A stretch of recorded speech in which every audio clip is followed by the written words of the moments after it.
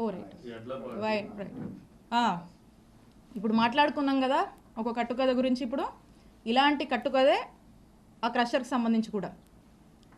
దీని screen play, direction, production ఇదంతా ఎవరో ఏంటో దీని మీద మళ్ళీ స్పెసిఫిక్గా సమయం వచ్చినప్పుడు మాట్లాడి క్లియర్గా చెప్తా. ఇది కూడా ఇలాంటి ఒక కట్టుకథే.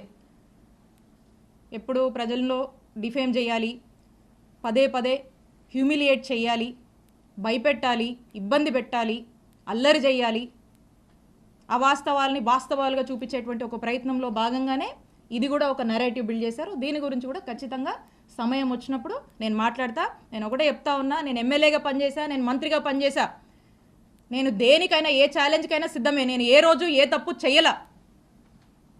నన్ను డైరెక్ట్గా ఎదుర్కోలేక, ఒక బీసీ మహిళగా నన్ను డైరెక్ట్గా ఎదుర్కోలేక, ఒక మహిళ అని కూడా చూడకుండా ఇబ్బంది పెట్టాలి అని ఇబ్బందికి పెట్టేటువంటి ఒక ప్రయత్నంలో భాగంగా ఇదంతా జరుగుతుంది. సో కాబట్టి ఖచ్చితంగా దీని గురించి సమయం వచ్చినప్పుడు మాట్లాడతా. నేను ఏ తప్పు చేయలేదు. మీరు ఏం ఎంక్వైరీలు వేసుకుంటారో వేసుకోండి, ఏమన్నా చేసుకోండి, నేను భయపడను, నేను తప్పు చేయలేదు.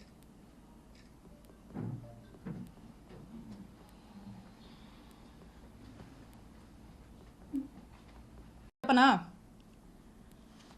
నా రాజకీయ అనుభవం